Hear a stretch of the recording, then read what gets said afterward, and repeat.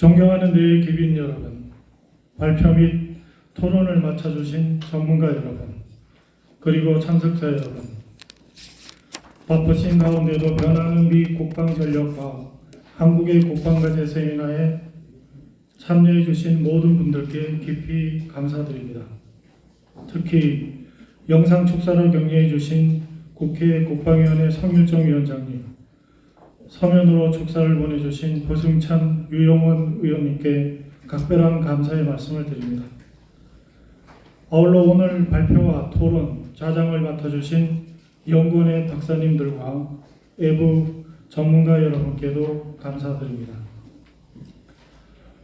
오늘 이 자리에는 오랫동안 국토방위를 위해 헌신해 오신 예비역 선후배님과 국가안보와 국방 분야에서 학업과 실무 경험을 쌓아오신 전문가 여러분, 그리고 미국과 변화하는 미국의 안보 국방 전략 속에서 한미동맹의 미래와 대한민국의 안보를 걱정하시는 원로 등 많은 분들께서 함께하고 계십니다. 모든 참석자 여러분을 진심으로 환영하며 저희 한국군사문제연구원이 개최하는 올해 첫 정책 세미나에 귀한 걸음을 해주신 데 대해 깊이 감사드립니다. 앞서 연구부장이 말씀드렸지만 저희 연구원은 작년 11월 종전과는 많이 달라진 미국의 국가안보 전략서를 접하고 한미동맹을 보다 체계적으로 점검하고 정비할 필요가 있음을 인식하게 되었습니다. 이어 올해 1월에 발표된 새로운 국방전략서를 통해 이 사안은 즉각적인 분석과 공론화가 필요하다는 공감대가 빠르게 형성되었고, 그 결과 비교적 짧은 준비 기간에도 불구하고 서둘러 오늘 정책 세미나를 개최하게 되었습니다. 오늘 세미나의 주제는 우리에게 매우 특별한 의미를 지니고 있습니다. 미국은 그동안 각종 전략서와 정책적 행보를 통해 서방구에 대한 확고한 영향력을 유지하고 인도 태평양 지역에서 특정 세력에 의한 해상로 장악을 저지하며 유럽과 아시아 동맹국들에게 안보 부담 분담과 국방비 증액을 추구하는 등 미국의 이익을 중심을 둔 대외 전략을 분명히 해왔습니다. 한국에 대해서도 동맹 현대화를 강조하며 한국군 주도의 대북 방어, 주한미군의 전략적 유효성 확대, 그리고 한반도 역의 다자 안보를 위한 한국의 보다 적극적인 기여를 요구하고 있습니다. 이러한 시기에 발표된 미국의 국방전략서는 우리에게 한미동맹의 유지 발전을 위해 노력하는 한편 한국군의 지휘구조와 작전 개념, 병력 운영, 연합방위체제 전반에 새로운 사고와 접근이 필요함을 시사하고 있습니다. 특히 향후 현 전시작전 통제권 체제의 변화 여부에 따라 그 필요성은 더욱 커질 수 있을 것입니다. 이에 저는 오늘 이 세미나가 미국의 새로운 국방전략이 한미동맹과 한국의 국방정책 전반에 갖는 함의와 함께 앞으로 우리가 직면하게 될 새로운 국방과제들을 식별하는 계기가 되기를 바랍니다. 아울러 안전하고 번영된 대한민국을 다음 세대에 물려주기 위해 지금 우리가 해야 할 선택과 나가야 할 방향을 모든 참석자분들과 함께 고민하는 시간이 되기를 희망합니다. 한국군사문제연구원은 책임있는 군사 전문 연구기관으로서 이 주제를 오늘의 논의에 그치지 않고 앞으로 지속적으로 다루고자 하며 체계적인 연구 분석을 통해 실효성 있는 정책 대안을 제시하는 데 최선을 다할 것입니다.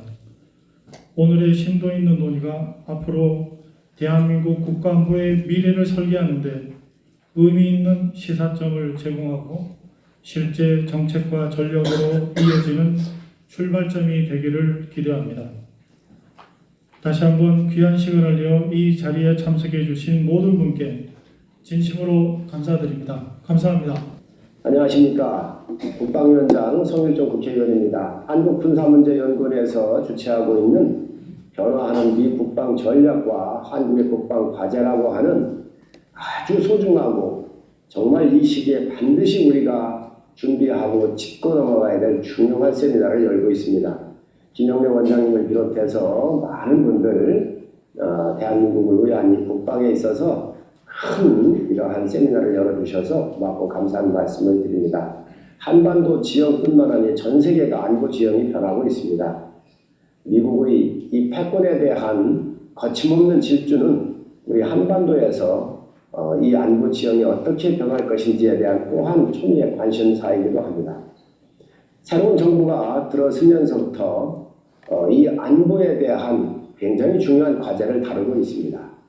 한미 동맹이 그 어느 때보다도 중요한데 바로 이 한미 동맹의 상징인 전자권 전환을 반드시 하겠다고 하는 것이 또한 이 정부의 방침이기도 합니다. 전 세계 그 어느 나라도 자주국방을 하는 나라는 핵을 갖고 있는 나라조차도 그 후방국들과 함께하는 추세이고 또 그 방향이 공고해지고 있습니다. 북한이 핵을 가지고 있고 또 이 남침에 대한 끊임없는 야욕 속에 적대적 두 국가론을 지금 주장을 하고 있는데 바로 이 전자권 전환이라고 하는 것이 과연 옳은 것인가? 또 우리가 전환을 했었을 때 과연 그게 적절한 것인지 우리가 그 능력이 되는 것인지 이러한 많은 물음을 있음에도 불구하고 아주 낭만적이고 자주라고 하는 자주국방이라고 하는 이 달콤한 이 단어의 유혹 속에 지금 헤어나지 못하는 것 같습니다.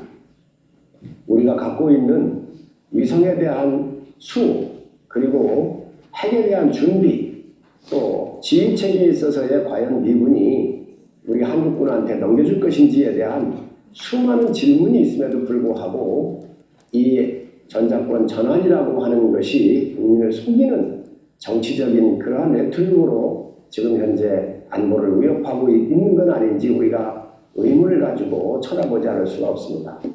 오늘 많은 우리 패널들이 나오셨고 대한민국의 큰 안보의 기둥들이 함께 모이셨습니다. 아주 신랄하게 이 부분을 해부해 주시고 대한민국이 미래로 가는데 이 안보만큼 생존의 문제만큼 중요한 부분이 없기 때문에 오늘 이러한 부분들이 언론을 통해서도 또 많은 국민들에게 제대로 알려주는 좋은 계기가 됐으면 좋겠습니다. 다시 한번 우리 대한민국의 이런 엄중한 시기에 아주 소중한 또 가치 있는 이런 세미나 열어주신 것에 대해서 다시 한번 감사를 드리고 앞으로도 우리 전 국민가들께서 대한민국을 위해서 많은 역할을 해주십사 하는 부탁을 드립니다. 감사합니다. 짧은 시간에 준비를 했기 때문에 아직 부족한 부분이 많다는 것을 먼저 말씀을 드리고요. 나중에 토론 시간에 여러분들의 지적이나 또 여러분들의 코멘트를 겸허하게 받아들이도록 하겠습니다.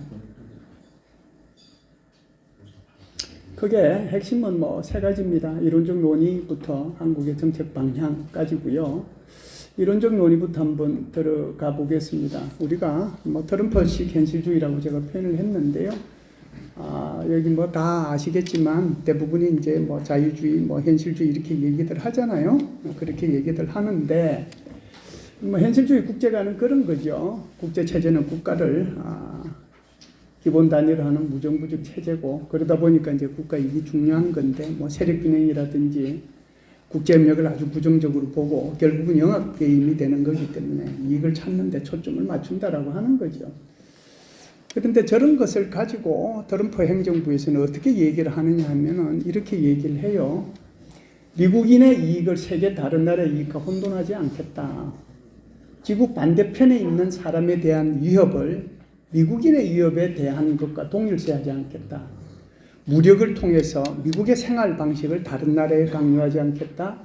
세계의 모든 문제를 해결하려고도 하지 않겠다.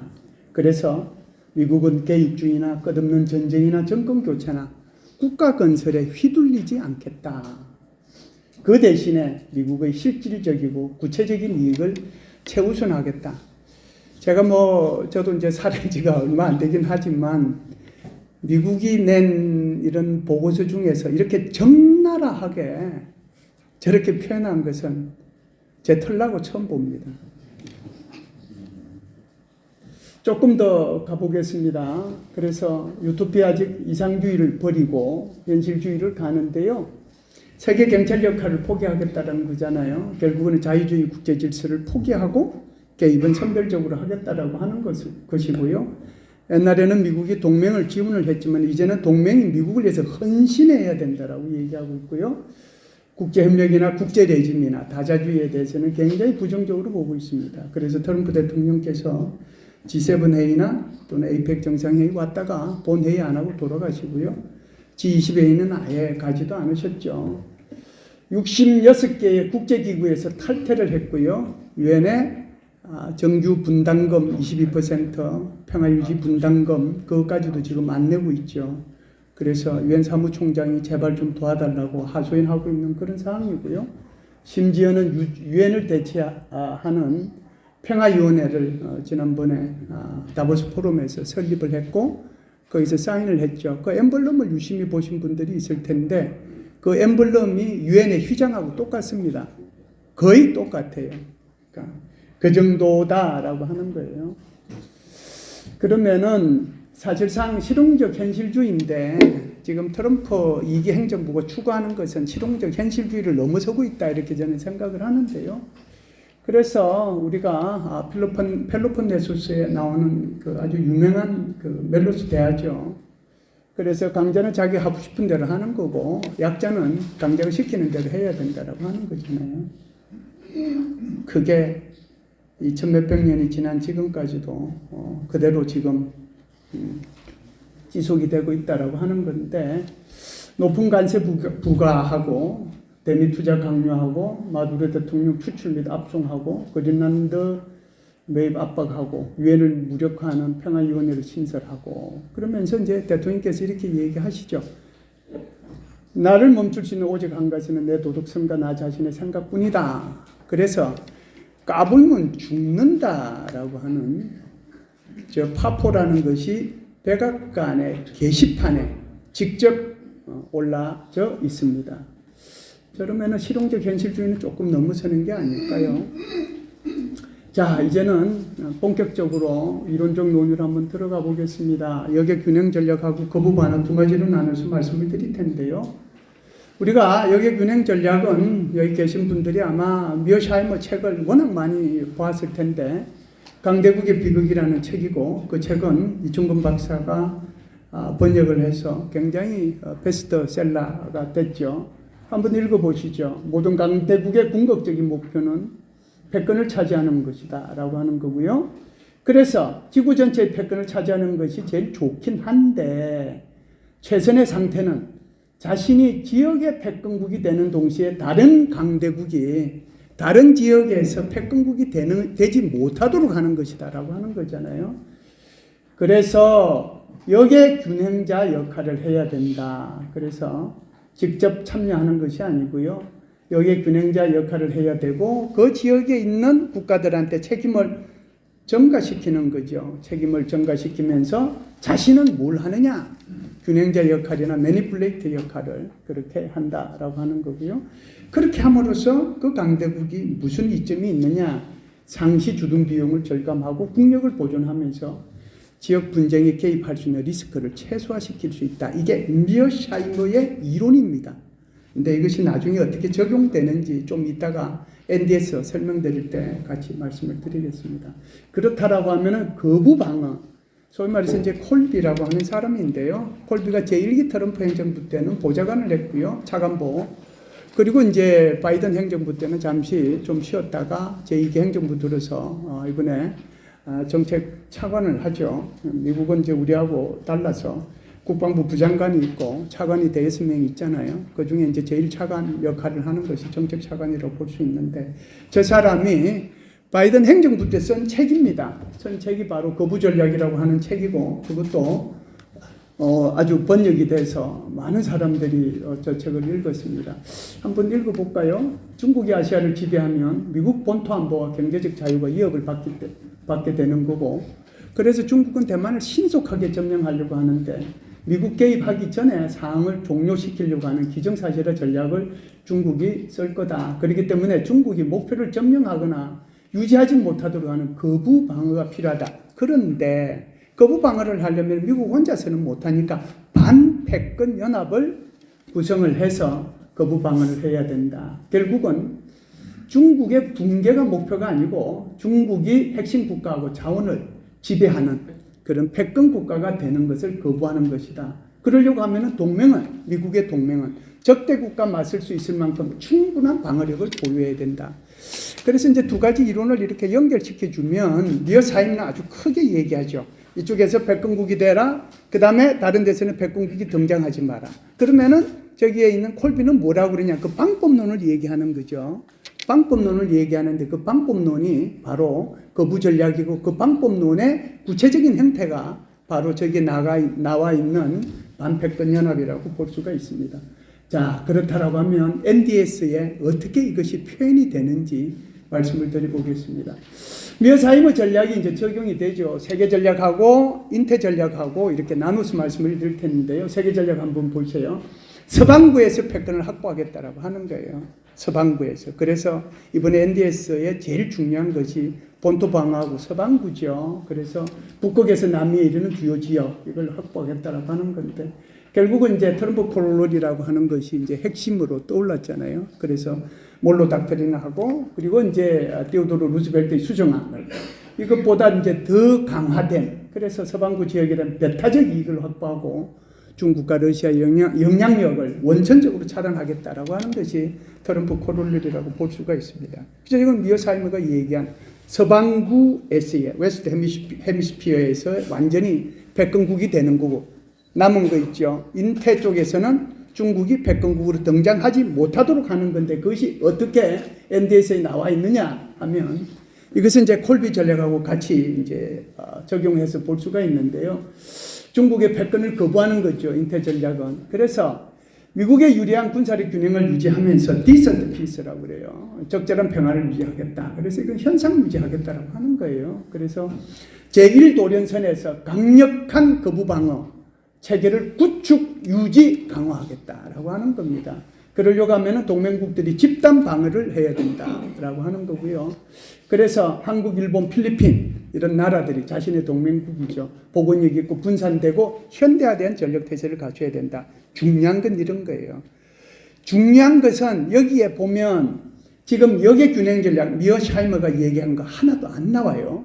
그리고 책임 전가라는 말도 하나도 안 나와요. 그리고 반패권 연합이라는 용어도 안 나옵니다. 그런데 이것이 이 문서상에 어떻게 표현이 되느냐 하면 이렇게 표현이 되어 있어요. 역의 균형 전략은 이렇게 되어 있어요. 당사국이 자체 방어에 대한 책임을 지고 미국은 중요하지만 보다 제한된 지원을 하고 그리고 미 합동군이 전 세계 모든 목표물에 대한 작전을 수행할 수 있는 능력을 갖춰야 된다. 저게 옵쇼 밸런스 아니에요? 예. 그런데 그 표현을 안 쓰는 거예요. 두 번째, 자, 벅패싱이에요. 책임 전가하는 거. 그런데 여기서는 NDS 보고서에서는 어떻게 나와 있냐면은 동맹국가 버든 쉐어링 해야 된다. 분담을 공유해야 된다라고 하는 거예요. 똑같은 말이잖아요. 근데 벅패싱이 조금 부담스러우니까 안 쓸 뿐이에요. 똑같은 말입니다. 세 번째, 반패권 연합을 구성해야 된다. 이 말도 이제 안 썼거든요. 근데 그 대신에 콜렉티브 디펜스라는 표현을 썼습니다. 그래서 여러분들이 잘 아시다시피 콜렉티브 시큐리티하고 콜렉티브 디펜스는 구분이 되잖아요. 그러니까 유엔 주도의 유엔 안보리에서 하면 콜렉티브 시큐리티라고 하고 우리가 나토 같은 것은 콜렉티브 디펜스라고 얘기하잖아요. 그런데 콜렉티브 디펜스라는 용어가 NDS 이 문서상에 몇 번이나 나오거든요. 그런데 그 콜렉티브 디펜스를 우리가 생각할 때 그러면은 나토를 구성하느냐 아시아판 이걸 이제 제가 이 콜비가 왔을 때 세종연구소에서 연설을 할 때 제가 그때 참여를 했거든요. 참석을 해서 이제 질의응답 과정 속에서 질문을 했어요. 그게 세종연구소 소장. 그러니까 굉장히 빙빙 둘러서 얘기했습니다. 이게 나토, 아시아판 나토를 얘기하는 것이 아니고 그냥 여기 동아시아에 있는 국가들끼리 느슨한 연합, 느슨하게 이렇게 협력하고 하는 그런 정도다라고 그 사람이 얘기는 했어요. 물론 NDS 속의 문서 속에는 안 나와 있습니다. 그러나 먼 미래를 혹시 생각하고 얘기한 것은 아닐까. 그 정도 얘기하겠습니다. 자, 그러면은 정권별로 군사 전략을 한번 비교해 볼게요. 제1차, 제1기, 트럼프 1기 때고요. 그 다음에 2022년도 NDS 나왔을 때는 바이든이고요. 그리고 이제 이번에 나온 NDS 한번 보시죠. 최우선 위협이 국경 안보라고 하는 거고요. 대중 전략은 디센트 피스. 그냥 그런 저런 평화. 그 정도 거부 방어하겠다는 거고요. 동맹 정책은 뭐예요? 버든 쉐어링이고 벅패싱 하겠다라고 하는 거고요. 지역의 우선순위는 서방부, 인태, 그리고 유럽 지역이고요. 군사력 기준은 이렇게 돼 있어요. 군사력 건설은 방산 기반을 확충하고 혁신하고 대량 생산한다. 그래서 동맹국을 생산 기지화하겠다라고 하는 거예요. 그리고 이제 군사력 운영은 보면 여기에 균형 전략을 취하겠다라고 하는 거예요. 그리고 거부 방어를 하겠다. 이것이 이제 지난번하고 여러분들 도표 속에서 얼른 이렇게 한번 비교해 보시기 바랍니다. 자, 이제는 한반도 전략으로 넘어가겠습니다. NDS에 어떻게 표현이 되어 있냐면 이렇게 되어 있어요. 한국과 일본을 타격할 수 있는 능력을 보유하고 있고 미국을 타격할 수 있는 핵능력도 가지고 있다. 그런데 2025년도 내셔널 시큐리티 스트래티지에서는 북한 또는 북한 비핵화라는 용어가 등장하지도 않았고요. 이번에 NDS에서도 북한 비핵화 용어가 사라졌습니다. 그래서 트럼프 2기 등장 이후에 비핵화 메시지가 굉장히 혼란스러운데요. 완전히 북한의 비핵화 또는 한반도의 비핵화라고 이렇게 표현을 해서 나온 것이 미 국무부에서 공식적으로 얘기를 했고요.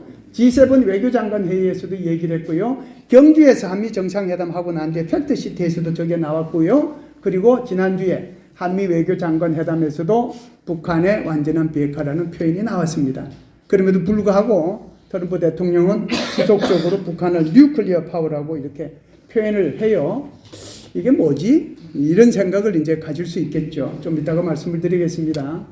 러시아는 북한의 핵 보유를 사실상 기정사실로 받아들이거나 옹호하는 그런 상태고요. 중국도 한반도 비핵화라는 용어가 빠져버렸습니다. 대신에 한반도의 평화와 안정, 정치적 해결을 지속적으로 여러 문서에서 또는 한국과 중국의 정상회담의 속에서 또는 북한과 중국의 정상회담 쪽에서도 북한 비핵화 또는 한반도 비핵화라는 용어는 빠져 있어요. 그러면은 트럼프 대통령이 얘기하는 거, 러시아가 얘기하는 거, 중국이 얘기하는 거 거의 비슷한 방향으로 가는 게 아니냐 그렇게 이제 생각을 할 수도 있겠죠. 좀 이따가 제가 말씀을 드려볼게요. 자, 정권별로 대북 전략 한번 보시죠. 제일 오른쪽 거 보세요. 트럼프 발언을 기준으로 해놨다라고 했는데 저것은 국무부나 G7 회의나 또는 한미 외교장관에서 공식적인 발언이 아니고 트럼프 대통령의 발언을 기준으로 봤을 때 기존은 미국 우선주의적 거래를 하는데 핵심 전략은 이런 거죠. 비핵화 밀어내서 탈피를 하고 위험 관리에 주력하는 방향으로 넘어간다라고 하고 비핵화의 목표는 핵을 동결시키면서 군비 통제 가능성을 시사하는 게 아닌가. 대북 수단은 대북 제재의 실효성에 의문을 제기하면서 직접 담판을 하고 그걸 통해서 새로운 판짜기를 시도하고 있는 것은 아닌가.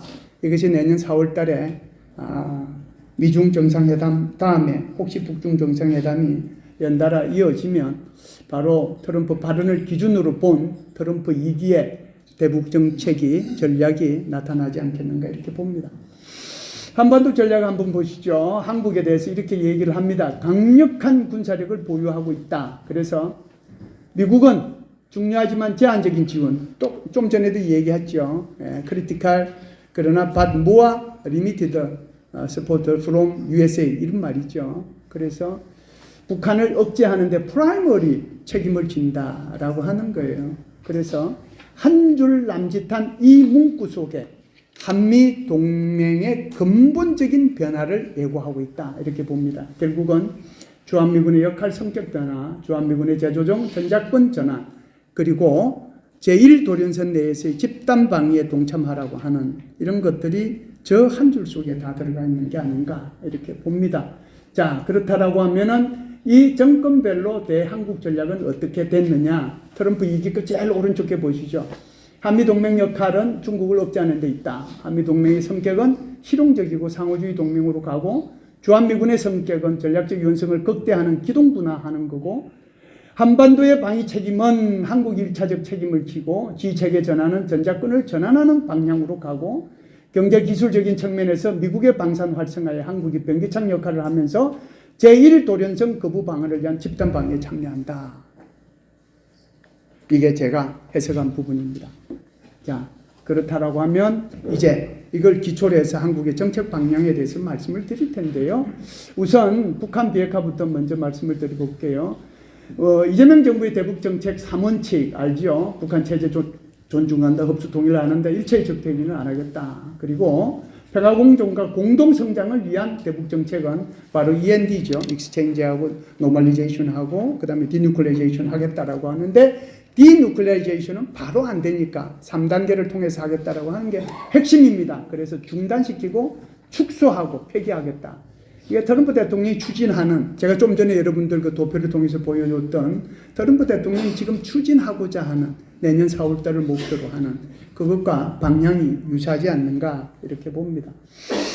그러면 우리는 어떻게 해야 되느냐? 북한 비핵화에 대해서는요, 페이스메이커로서 역할을 하기 위해서 미국과 사전에 비핵화 단계에 대한 중단, 축소, 폐기에 대한 물샐 틈 없는 공조가 있어야 되고요.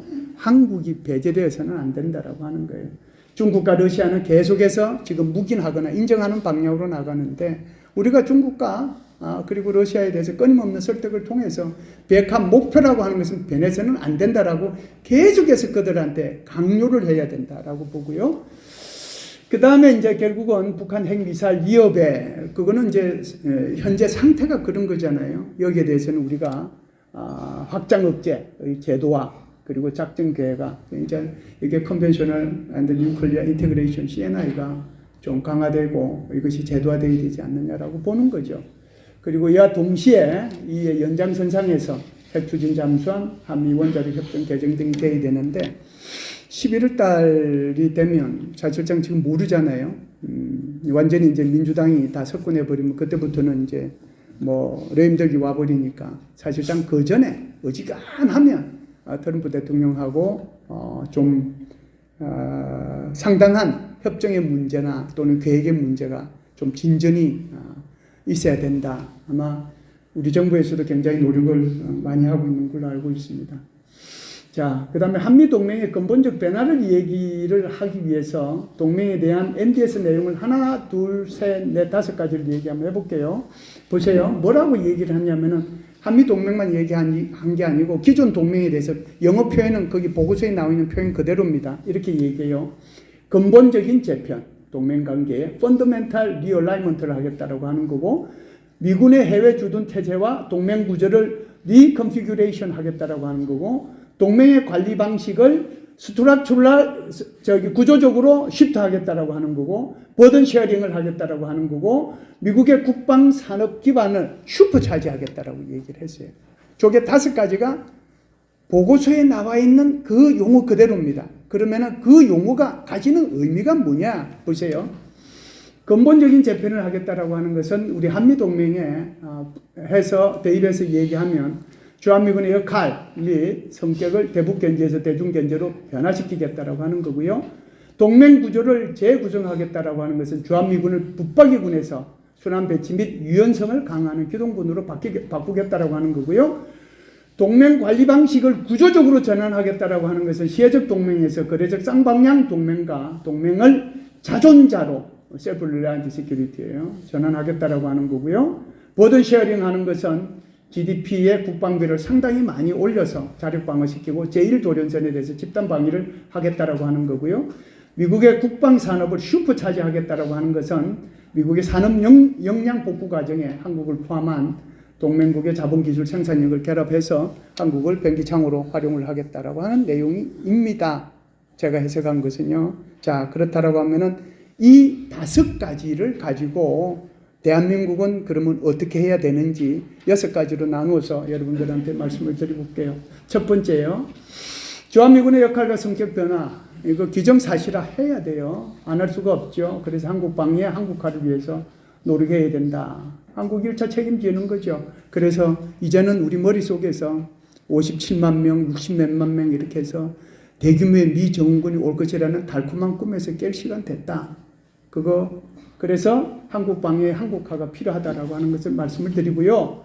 두 번째는 주한미군 재조정. 이것은요, 지금 28,500명이잖아요. 육군, 해군, 공군, 해군은 별로 없지만 우주군 이렇게 해서 있는데 이거 한꺼번에 빼버리면 곤란하잖아요. 그래서 우리한테 충격이 가지 않도록 굉장히 한미 합의에서 계획적이고 단계적으로 이루어져야 된다. 여러분들 작년에 통과된 국방수권법은 28,500명 그대로 현 수준을 유지하도록 돼 있고 그것을 만일에 예산을 쓸 경우에는 반드시 60일 이내에 뭐 이렇게 보고를 해서 문제가 없다는 거 다 확인하고 그러면 쓸 수 있다. 그러니까 결국은 통제를 해놨어요. 그러나 지금 트럼프 이게 행정부의 기본적인 생각은 저거 하겠다라고 하는 거예요. 의회에서 그렇게 통제를 했다고 하더라도. 그래서 콜비 차관도 그래서 주한미군의 역할 성격 변화를 예고한 적이 있고요. SCM에서도 뭐라고 했습니까? 현 수준 유지한다는 표현이 빠져 있잖아요. 그리고 브런스 사령관도 양의 문제가 아니고 질의 문제라고 얘기한 거예요. 그러니까 주한미군의 감축을 이미 얘기를 다 했다라고 봐야 되겠죠. 그래서 주한미군은 공군, 우주군, 그리고 일부 다영역 작전 부대로 재편될 가능성은 없을까? 있지 않을까? 육군은 상당 부분 빠지고 이런 생각이 들었는데요. 사실상 그렇다라고 하면은 주한미군도 남아있는 주한미군, 공군이 남아있을지 우주군이 남아있을 때 다영역 작전 부대가 오면은 그들은 뭐 최신 무기를 갖고 있겠지만 아직도 F-16 가지고 큰 소리 치고 그런 상태는 안 된다. 그래서 일본에는 F-35가 하는데 주한미군은 F-16 가지고 있고 그러면 안 되거든요. 그래서 한국에 대한 동맹의 현대화만 요구할 게 아니라 주한미군에 대한 동맹의 현대화도 같이 요구할 필요가 있다. 이 말씀을 드리는 거고요.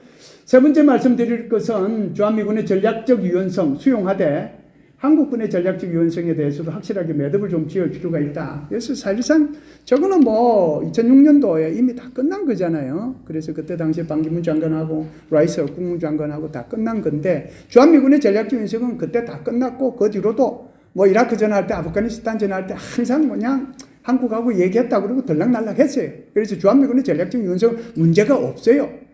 근데 주한미군의 전략적 유연성 문제가 아니라 여러분들 저 이들을 어떻게 해석을 해요? 저 이들을 해석하는 게 저걸 한국이라고 해석하는 사람도 있고 저걸 주한미군으로 해석하는 사람들도 있어요. 그런데 영어를 아주 잘하는 사람한테 이렇게 몇 분이나 물어보니까 저 이들은 한국이라고 그래요. 그러니까 결국은 무슨 얘기냐면 2006년도 할 때 미국은 한국 입장을 고려하고 한국은 미국 입장을 고려하는데 한국이 미국 입장 고려한 것은 이런 거예요.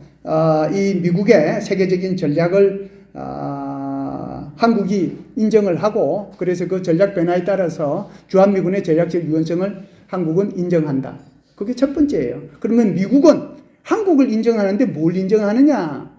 한국이 이런 지역 분쟁에 휩싸여질 걸 그런 거에 대해서 한국 국민들이 우려하는 것을 인정한다. 그 얘기예요. 그게 있던데 그거 있어가지고 아직도 저걸 주한미군이라고 얘기하는 사람이 있습니다. 여러분들 뭐 어떻게 해석할지 모르겠는데 또 제 얘기가 뭐 틀렸을 수도 있는데 제가 계속 저걸 가지고 찾아봤거든요. 그래서 저거는 무슨 얘기를 제가 여러분들한테 말씀을 드리려고 하느냐면 한국군의 전략적 유연성 소위 말해서 한국군이 제1도련선 방어하는 데 가는 거 그거 한국군의 전략적 유연성이잖아요. 이제 그 문제를 얘기할 수 있는데 그 부분에 대해서 좀 매듭을 지어야 된다. 그런 얘기를 하는 거예요. 그래서 사실상 제1도련선 거부 방어를 위한 기여를 해야 되는데 어떻게 기여를 했으면 좋겠습니까? 저는 그런 생각을 해요. 사실상 한국으로 봐서는 이게 제1도련선 문제가 생기는 것은 사실상 제2도련선으로 끝나는 것이 아니고 북한이 한국을 침략할 수 있는 절호의 기회다라고 생각할 수도 있고 중국이 북한을 또 사주할 수도 있거든요. 그러면 한국은 사실상 북한의 침략을 억제하는 데 초점을 맞춰서 한국 방위를 하는데 초점을 더 맞추는 것이 결국은 미국이 제1방어선에서 핵심적인 역할을 수행하도록 도와주는 거다. 이렇게 해서 계속 미국을 설득해 갈 수밖에 없지 않느냐. 오히려 그게 미국에 대해서 이익이다. 그런 얘기를 좀 해야 될 필요가 있다라고 하는 거고요. 뭐 병참 지원 이런 것은 가능하겠죠. 그래서 이런 것들도 고민해야 될 문제다 이렇게 봅니다. 자, 네 번째요. 한국의 국방비 추가 정액 한번 보겠습니다. 2035년까지 3.5% 달성하고요. 2030년까지 $250 미국산 무기 구매하도록 했습니다. 그런데 최근에 리트 나토 사무총장하고요. 그 다음 CSIS 베르그만 연구원이 좀 반대되는 얘기를 했는데 뭐 반대되는 얘기가 아니라 거의 같은 선상의 얘기라고 봐야 되겠죠. 뭐라고 얘기를 했느냐 한번 읽어보세요. 독자적인 방어체계 구축 비용과 핵능력 강화 필요성을 근거로 미국 없이 유럽이 스스로를 방어할 수 있다고 생각한다면 그것은 꿈에 불과하다. 나토 사무총장이 한 얘기예요. 그랬더니 CSIS 베르그만은 뭐라고 얘기를 하냐면 GDP 5% 국방비 지출로는 절대로 불가능하다. 10% 지출해야 된다. 이제 한국은 2035년까지 GDP 3.5% 달성을 목표로 하고 있는데 우리도 정말 이제 우리가 프라이머리 리스판시빌리티를 하려고 하면 우리도 이제 국방비를 정말 3.5%까지 올려서 되는 건지 그보다 더 이렇게 올려야 되는 건지 여기에 대한 고민이 있어야 된다. 그 얘기를 저는 하고 싶었던 거고요. 다섯 번째는요. 이게 이제 전작권 문제인데 지금 전작권 전환의 조건이 저 두 번째 줄에 나와 있는 것처럼 비능력, 북한 핵미사일 위협 대응력, 안정적인 주변 환경 이렇게 되어 있잖아요. IOC는 통과를 했고 FOC 뭐 한 70개 중에서 한 40 몇 개는 이제 한번 해서 어느 정도 합격을 받았는데 어찌됐든 올해 중으로 FOC 하겠다는 거잖아요. 그래서 FOC 해서 올해 중으로 3월 달에는 제가 볼 때는 4월 달 북한하고의 어떤 정상회담 그런 거 고려 때문에 제가 볼 때는 한미연합훈련 안 할 것 같은 생각이 들어요. 어찌됐든 뭐 이렇게 좀 분위기를 만들어야 되니까. 그러면은 여름에라도 하겠죠. 그렇게 해서 이제 FOC는 이제 돼야 될 거고, FOC 되면 이제 마지막으로 FMC 돼야 되는데, 그럼 두 번째는 어떻게 해야지죠? 두 번째는 핵미사일 위협 단계인데, 저거는 이제 지금 우리가 하고 있는, 결국은 뭐라고 할까요? CNI. 예? 그리고 이제 그것을 이제 작전 계획화하는. 그러면 CNI 하려고 그러면 우리가 많이 모자라는 부분이 어느 거예요? 결국 이제 한국의 삼축체계가 중요한데, C4와 SR이 굉장히 모자란다라고 하는 거고요. 한국판 아이언돔 구축 이런 것들도 있어야 되지 않느냐라고 봅니다. 우리 김열수 박사님 발표하신 거 제가 전문가 생활을 지금 한 40년 정도 하고 있는데요. 이 NDS에 대해서 이렇게 논리적으로 좋은 용어를 사용해서 정확하게 분석한 거 처음 봤습니다. 예. 굉장히 잘 분석이 되어 있습니다. 근데 이제 저는 오늘 역할이 김효수 교수님이 취재한 것 중에서 앞으로 전작권 문제가 어떻게 되는지도 치열하게 논의해야 한다 이제 과제를 주셨어요. 그래서 제가 이제 그 부분만 저는 오늘 15분 활용하면서 말씀을 드려보겠습니다. 이게 안 넘어가요. 오케이.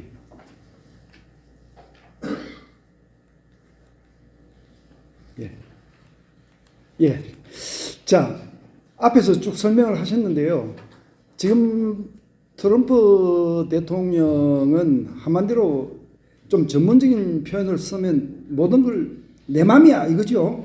예, 우주 지구 전체가 내 마음대로 돌아간다 이렇게 이제 생각을 하시는 것 같은데 저 모든 걸 다 합치면 트럼피즘이라고 표현할 수 있습니다. 예, 트럼피즘에서 나온 전략서가 나왔고 또 국방 전략서가 나왔습니다. 예, 안보 전략서가 나왔고 국방 전략서 나왔고 거기에서 또 나온 것이 지금 한미 동맹을 철저하게 거래적으로 접근하겠다. 이게 지금 우리 김일수 교수님이 잘 설명하신 부분입니다. 그런데 전작권이라고 하는 보따리가 그 안에 지금 돌출돼서 나온 겁니다. 예, 물론 전작권을 전환하겠다는 얘기는 미국이 먼저 얘기한 건 아닙니다. 미국이 동맹 현대화 얘기를 한참 하는 도중에 우리 한국 쪽에서 먼저 내놓은 겁니다. 근데 이제 이게 정말 미국이 한국을 위해서는 동맹국을 위해서는 피도 흘리지 않겠다. 돈도 쓰지 않겠다. 그 뭐 안보는 네가 알아서 해라. 이렇게 나오는 중에 우리가 전작권 보따리를 내놔서 전작권이라는 게 뭡니까? 지금 체제가 전쟁에 나면 미국이 책임지고 같이 뛰어들도록 되어 있는 게 지금 전작권 체제 아닙니까?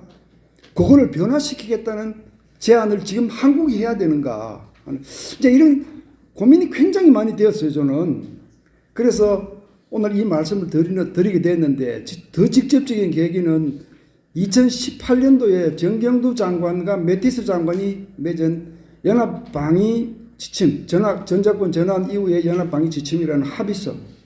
그 합의서를 제가 영어본을 한 20번은 넘게 읽었습니다. 짤막한 한 페이지짜리를 읽고 또 읽고 이거 아니다. 이거 확인해야 된다 하는 점이 너무나 제 마음에 깊이 남아요. 지금도 들어보시면 아마 저하고 같이 아마 고민을 하시게 될 겁니다. 전작권과 관련해서 지금까지 4번 합의가 있었습니다. 그러니까 노무현 정부 때 처음 전작권 합의한 것은 전작권을 환수하겠다 그랬습니다. 회복하겠다는 뜻입니다. 이 얘기는 뭡니까? 이 얘기는 지금 전쟁이 나면 한국군과 미군을 한데 묶어서 이 전자권을 행사를 미군 사령관이 꼭대기가 돼서 하게 돼 있는데 우리 거는 우리가 찾아오겠다는 거 아니었습니까? 그죠? 그러니까 이때의 의미는 분명히 separation입니다. separation of AFCON입니다. 전자권을 분리하겠다는 뜻입니다. 한국군은 한국군이 하고 미군은 미군이 하겠다는 이 뜻이 굉장히 분명했고 그래서 연합사는 필요가 없는 거죠. 예, 연합사는 필요가 없어 당연히 해체하는 걸로 이 내용이었습니다. 그런데 그 이후에 이명박 정부와 박근혜 정부를 거치면서 두 차례 합의한 것은 연기하겠다는 것이었습니다. 그때 반대가 많았거든요. 그때 뭐 우리 예비역 장성단 여러분들이 반대 서명 운동하고 막 이랬죠. 근데 이 연기를 하겠다는 것이고 그 이명박 대통령 때는 그냥 한 3년 연기하겠다라고 합의한 것이고 박근혜 대통령 때는 이거 이렇게 무작정 해서는 안 되는 거네.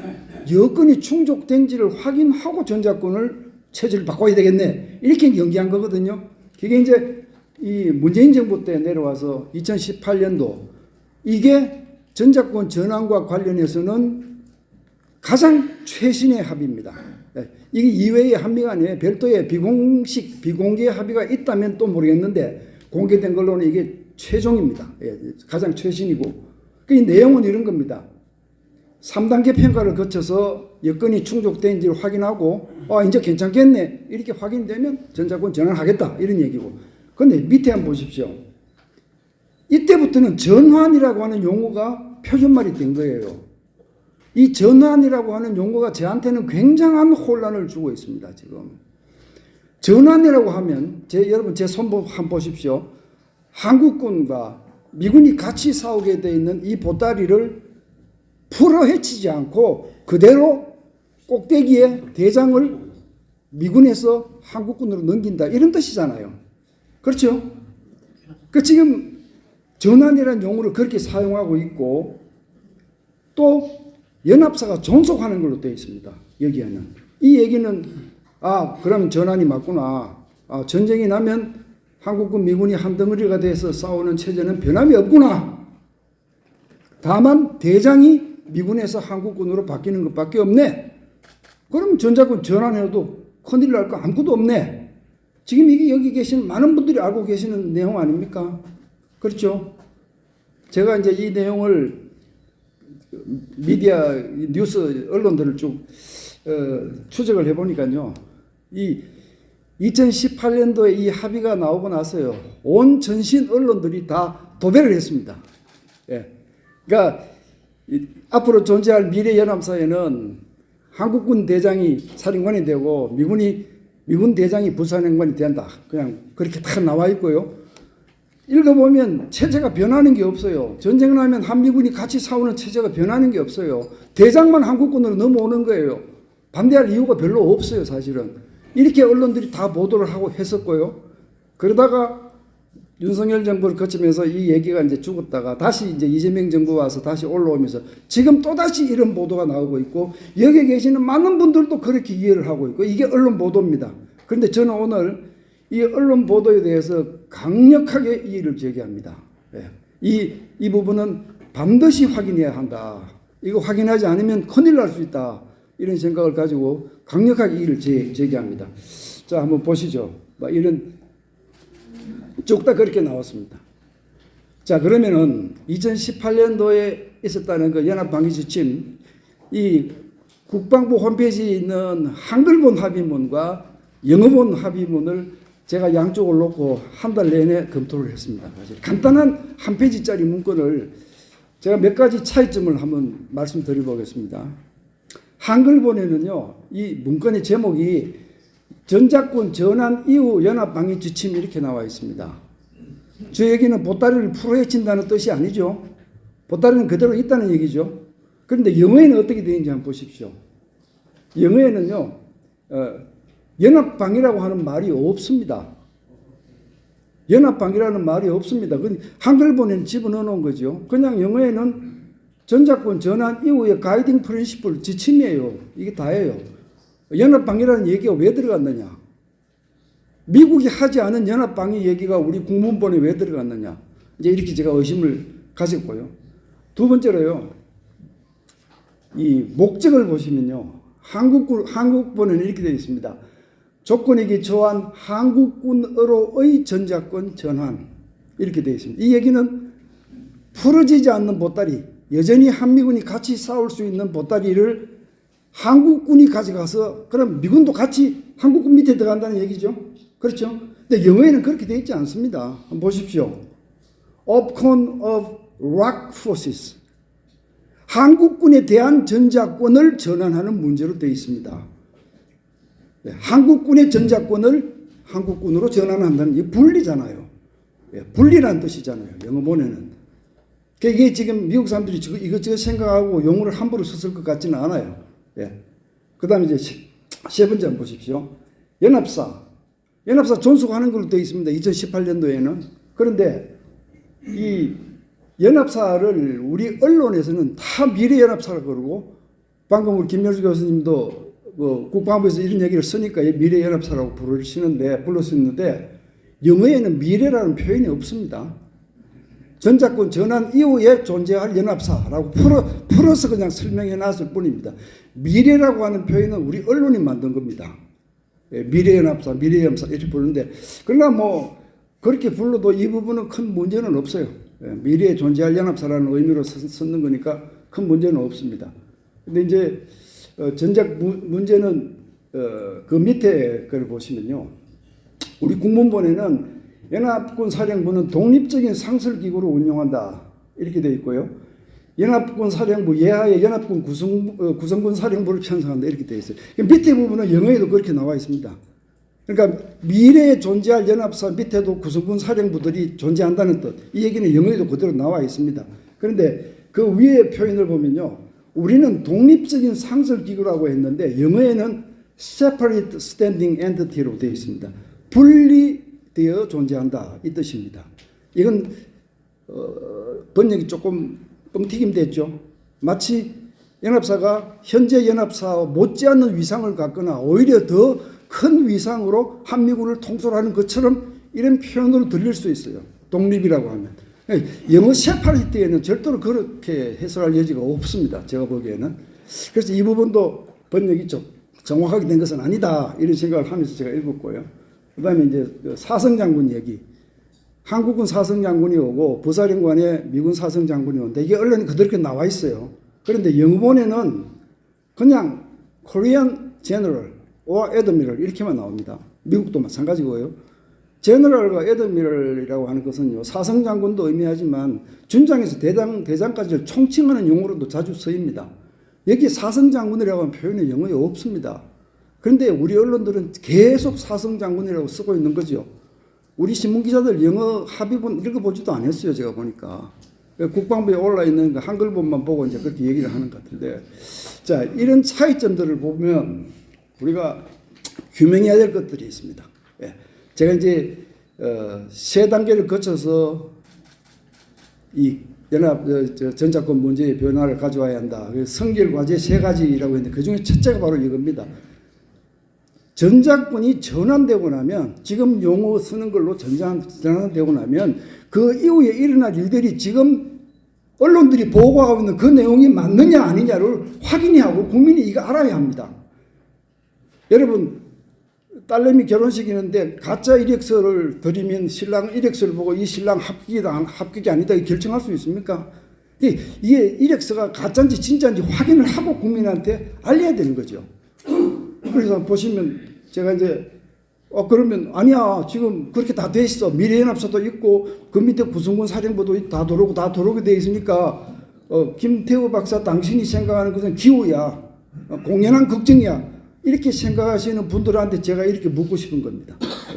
자, 그게 사실이라면 한국군 사령관하고 미국 사령관이 꼭대기에 앉아있는데 어느 쪽이 더 미국이 개입하는데 더 가능성이 높습니까? 미국이 지금 그렇지 않아도 동맹을 위해서 피를 흘리지 않겠다고 야박하게 지금 변화하고 있는데 전쟁이 나면 미국이 와서 싸우도록 만들어 놓은 체제를 지키는 것이 유리하지 않습니까? 근데 이걸 한국군으로 바꿔야 됩니까? 하는 질문을 하지 않을 수가 없는 거죠. 그다음에 두 번째로 2차 대전 이후에 미국은 뭐 사단이다 여단이다 이런 유의미한 규모의 미군을 외국군 지휘관 밑에 집어넣어서 전쟁 치른 적이 있습니까? 여러분 이게 가능하다고 보십니까? 그러니까 제 말씀은 언론이 보도하는 대로 미래연합사가 그대로 존재하고 그 밑에 막강한 군대 양국군 군대가 통합돼서 들어오고 거기에 사성장군이 한국군 사령관으로 앉고 거기에 많은 미군들이 그 휘하에 돌아와서 작전 통제를 받는다. 이게 가능하다고 생각하십니까? 이걸 제가 여쭤보는 겁니다. 묻는 겁니다. 그 다음에 제너럴 애더미럴이라고 쓴 것은 글쎄요. 한국 국민이 연합사 해체되는 것을 불안하게 생각하니까 연합사를 존속은 시키되 상징적인 존재로 어딘가는 모셔놓고 그러니까 뭐 한국군 대장이 오면 우리는 뭐 중장이나 소장을 보낼 수도 있고 그냥 상징적인 의미로 부대를 운영할 생각을 미국이 했던 것이 아니냐. 이거를 확인해보자는 겁니다. 예, 미국 측에 확인해봐야 된다. 예? 그 다음에요. 이 한국군 사령관이 앉았을 때 만약에 억제가 실패해서 전쟁이 일어났다고 하면 미국한테 무기도 보내라, 뭐 저 병참도 보내라, 뭐 또 6.25 참전국들한테 다시 재참전하라. 우리 워싱턴 선언 했지 않느냐. 또 일본에 있는 유엔서 후방기지를 이제 적극적으로 활용해야 되는데 이때 이게 미군 장군이 하는 게 유리하냐, 한국군 장군이 유리한지 제가 묻고 싶은 겁니다. 전쟁 수행하는데 전쟁을 수행해서 이기는데 어느 쪽 사령관이 앉아 있는 것이 더 유리한가? 이거를 냉정하게 묻고 있는 겁니다, 제가. 그 다음에 이 IOC, FOC, FMC 3단계 평가, 이거 평가 그러면 방망이 뚱뚱 쳐서 합격했다 그러면 그러면 이 전작권 뭐 바꾸고 뭐 다 해도 문제가 없다 이렇게 지금 믿어도 되는 겁니까? 사실 이게 정책적으로 언제까지 하도록 하면 그때까지 합격했다고 정책 결정자가 방망이 두드리면 그냥 두드려지는 거 아닙니까? 북한은 핵을 가지고 있고 우리는 핵을 가지고 있지 않는 상태인데 뭐 어떻게 완전하게 여건이 충족됐다고 할 것이냐. 사실 이 부분에 대해서도 이게 의례적인 뭐 이런 통과 의식이 될 가능성이 있지 않느냐. 뭐 이거 뭐 150까지 뭐 130까지 뭐 항목 정해서 이래 샀는데 그건 사실 잘 못 믿겠어요. 신뢰가 가지 않아요. 예, 신뢰가 가지 않아요. 그래서 만약 그렇다면 이것 때문에 전작권을 우리 정부, 우리 국민이 오케이해서 전환을 한다면 그것으로 인해서 우리 안보에 공백이 생길 수 있지 않느냐. 그거를 보완을 해야 되지 않느냐 하는 차원에서 본다면 연합 대응, 미국하고 한국 연합 대응 체제로 평가를 해보고 또 북핵에 대해서 우리가 확장 억제를 가동하는 문제를 평가해보고 이런 평가도 해야 된다. 제가 이제 이 드린 질문을 요약해서 말씀드리면 지금 말하고 있는 전환이 진짜 전환이냐 아니면 사실상 분리를 얘기하는 거냐 이거를 미국 측에 확인할 필요가 있다. 이제 이 부분은 이제 나중에 우리 김열수 교수님 좀 한번 답변해 주시면 좋겠는데요. 미국이 지금 법 패싱 하잖아요. 책임 다 넘기고 야 너 피 너 나라 지키는 피는 네가 흘려라 이거 아닙니까 지금? 이런 상황으로 나오는데도 지금 우리 언론들이 말하는 것처럼 전쟁이 나면 미래연합사 밑에 막강한 미군들이 들어와서 같이 피를 철철 흘리면서 옛날에 싸웠던 그 연합방위 체제로 싸운다는 그걸 우리가 믿어야 되느냐. 예? 그걸 믿어야 되느냐. 그게 아니면 우리가 국민이 모르는 비공개 합의를 해서 그런 약속을 따로 받았다. 그럼 그걸 공개해 달라는 겁니다. 우리가 좀 안심하도록. 예? 이거 확인해야 된다. 예?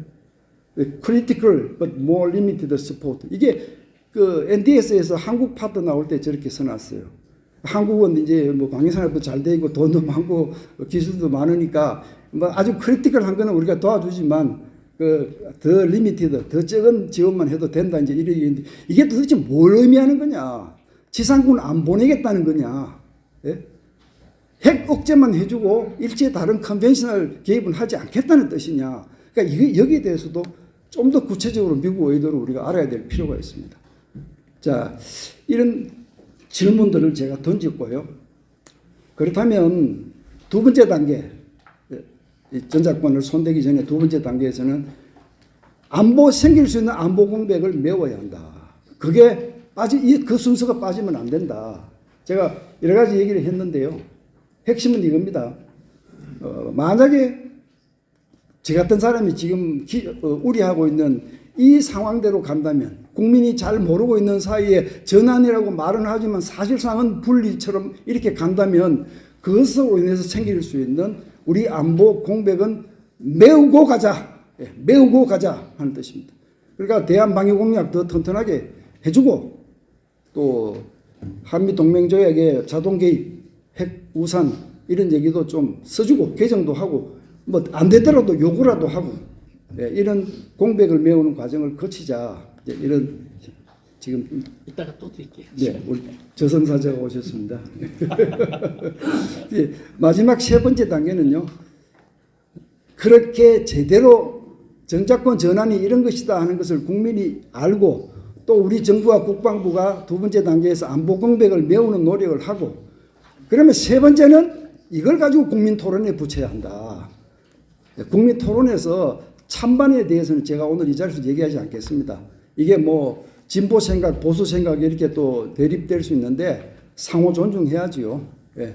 뭐 전향적인 변화를 꾀하는 사람들의 생각을 위험하다고만 매도하지 말고 또 그 반대도 마찬가지입니다. 안보를 확실히 하자는 사람들의 생각을 꼰대라고 욕하지 말고 양쪽 생각을 다 상호 존중하면서 국민 앞에 토론을 붙여보자. 그리고 그 결과에 따라서 정부가 전작권 문제를 다루어야 한다. 제가 밑에 뭐 한문으로 잔뜩 적어놨는데 호시 후보 한마디만 할게요. 호시 후보. 저게 뭐겠습니까? 호랑이 눈으로 보고 소구름을 걷는 거죠. 우리가 이 사태에 대해서 이 전작권이 전환되면 어떻게 된다는 사태에 대해서는 호랑이의 눈으로 정확하게 보고 있어야 된다. 잘못 알려진 정보를 가지고 국민 앞에 찬반 논의를 붙여서는 안 된다. 그러나 우리가 할 수 있는 것은 한계가 있기 때문에 뚜벅뚜벅 할 수 있는 바를 해야 한다. 이제 이런 뜻으로 찬반 논의에 임하는 국민 여러분이 가져야 될 자세가 호시 후보가 아닌가 이런 생각을 해봤습니다. 제가 전역하고 그 대학교에 어디 뭐 강의를 조금 하고 있을 때 전화가 왔습니다. 우병우 수석이 전화 와가지고는 그 합류를 좀 해야 되겠다. 그래서 그 뭐냐 그랬더니 박승춘 장군님 부임으로 그 보훈처장을 좀 맡아라. 아마 그 대통령께서 수첩에 제 이름을 적으셨던 것 같습니다. 그래가지고 그거 내가 열심히 한번 해보겠다 그랬는데 그 5.18 관련해가지고 뭐 합창하냐 재창하냐 그래가지고 난리가 나니까 야 이번 일 없었던 걸로 하고 그 보훈처장 그냥 유임하는 걸로 하자. 박승춘 장님 그래가지고선 스트레스를 너무 많이 받으시고 일찍 돌아가신 것 같습니다. 그래가지고 중국으로 공부하러 갔더니 그 난징 전투와 관련해가지고 공부를 하려고 갔는데 또 새벽에 전화가 와가지고 오늘 발표를 한다는 게 뭐냐 그러니까 민주평화통일자문회의 사무처장을 하라. 내가 그 흡수통일만 평생 연구해 왔는데 갑자기 무슨 평화통일 하라는 거냐. 그러니까 그 통일은 다 통일이니까 그 할 수 있다. 그리고 조직 관리하는 게 주 임무니까 맡아달라. 지금 어디냐? 중국이다. 그랬더니 오늘 오후 3시에 발표인데 중국에 있으면 안 된다. 빨리 국내로 들어와라. 그래가지고 그 한국 사람 중에 중국에서 아마 총알 택시 타는 사람은 제가 유일하지 않을까. 난징 쪽에서부터 상해까지 기사 2명이 번갈아 가면서 총알 택시 타고 그리고 온 적이 있습니다. 그래서 뭐 어떻게 저 사람이 군 출신이 저 자리를 맡았었지 하는 그런 생각을 하시는 분들이 있어서 잠시 그 말씀을 드립니다. 저는 그 중령 때부터 군단장 나가기 전까지 매 계급을 한미연합사에서 근무를 했습니다. 그러면서 그때 당시 한미연합사가 한참 많은 변화를 하고 있던 시기에 그 오늘 보신 그 두 분의 사령관님을 비롯해서 모시면서 여러 가지 경험을 했습니다. 오늘 제가 드리는 말씀은 그런 경험을 토대로 해가지고 그 제가 느끼고 있는 것들을 말씀을 드리겠습니다. 현재 그 전자권 전환 논리는 여전히 그 조건에 기초한 전환을 한다 이런 원칙을 견지하고 있는 것 같습니다. 현재 정부는 앞서 말씀드렸다시피 뭐 2026년 금년을 전환 추진의 원년으로 하고 또 전환이라는 이 전통적으로 써오던 용어를 은근히 회복이라고 하는 그런 어느 정도는 감성적이고 또 정치적인 그런 언어를 사용하고 있습니다. 요즘 세계 5위의 군사력을 한국군이 갖추고 있다 이런 이야기를 자주 사용하는데 이 말이나 또 핵 추진 잠수함을 개발한다. 핵이라는 것이 들어가니까 북한이 핵무기에 대응할 수 있는 어떤 수단을 갖고 있는 거 아닌가 오도할 수 있는 그런 소위 우리가 과거에는 이거 용어 혼란 전술이다 뭐 이런 말 많이 했는데 하여튼 조금 국민들을 갖다가 고개가 갸우뚱해질 수 있는 그런 말들을 많이 쓰고 있습니다. 이런 그 노력을 하면서 아마 전자권 전환에 대한 보수층의 반대 논리를 갖다가 상쇄하려고 하는 거 아닌가 저는 그렇게 보고 있습니다. 더군다나 이제 전자권 전환의 시점을 트럼프 정부가 끝나는 2028년이라고 이렇게 이야기를 하면서 은근히 전자권 전환은 지금 트럼프 정부가 추진하는 것이다 라고 하는 것으로 뜨거운 감자의 책임을 또 그렇게 넘겨버리려고 하는 그러한 가능성도 보이고 있습니다. 아닌 게 아니라 미국이 최근 발표한 국가방위 전략은 북한 억제에 있어서는 한국이 프라이머리 책임을 져라 이렇게 연기를 하고 있습니다.